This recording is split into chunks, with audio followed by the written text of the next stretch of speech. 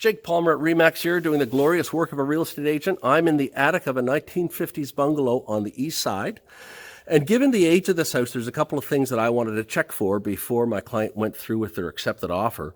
And so I came up to the attic and I lifted a couple of these bats of insulation. And underneath, you'll see it's got blown-in cellulose insulation, which is pretty common. Cellulose insulation is basically just paper with some fireproofing in it. But then underneath that, it's got this stuff, which almost looks like kitty litter. It's light, and it was a loose fill insulation called vermiculite, very popular in the 1950s, 1960s. And in all likelihood, if we had that stuff tested, it would contain asbestos. And, you know, a few years ago, if you had vermiculite insulation in the attic, it wasn't considered a health hazard to the occupants because it's not an area in your living space. And asbestos is only dangerous if you breathe in the loose fibers. That's how Steve McQueen died. Interesting tidbit. Steve McQueen died of asbestosis because he was a longshoreman before he was an actor. Anyway, we got this quoted, and to remove this asbestos and some other bits of asbestos in the house that I'll show you in a minute, we're looking at about $4,000, $5,000. And it's important to weigh that cost because one of the things that's really changed in the last few years is that the insurance companies, you might be shocked to hear, have lost their sense of humor. So the insurance companies aren't necessarily only concerned about your health and the risk to you. What they also worry about is that in the case of, let's say, a total loss on this home, let's say there's a house fire and it's got to be demolished.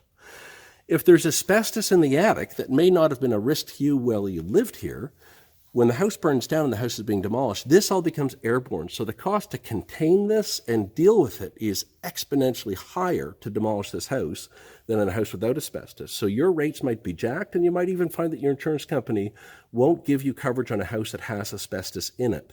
So you really want to check for this. And you'll often hear back from the people selling the house that, well, I've had the house for ages. I'm healthy. It's never been an issue for us, or my insurance company hasn't had a problem with it. None of that matters. What matters is what is your likelihood of getting insurance now and what would the rates be? So when you're a buyer for a home like that, you really want to double check with your insurance company because just because the previous owner who's been here for 20 or 30 years has never had a problem, that doesn't mean that you won't have a problem insuring the house. And I'm going to show you another spot here that we almost missed down in the basement. This house has a forced air furnace.